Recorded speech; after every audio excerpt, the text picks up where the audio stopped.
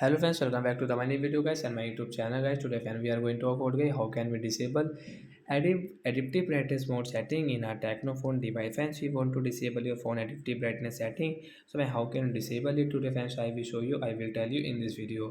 So before starting video friends, first of all go and subscribe the channel guys. Click the bell icon, like the video. So friends, now let's see how can we disable adaptive brightness setting. Friends, we will on our phone setting guys. After on phone setting, I scroll it. Friends, click on guys your phone display and brightness setting guys. Tap here. As you can see phone adaptive brightness setting guys.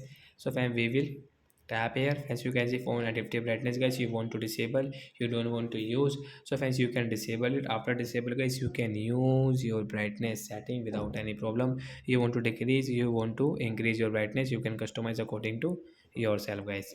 Friends, our phone brightness will not increase and decrease if we go outside, if we go inside. So that's it guys, thanks for watching the video. I hope friends you have understood how to disable adaptive brightness mode. So bye guys.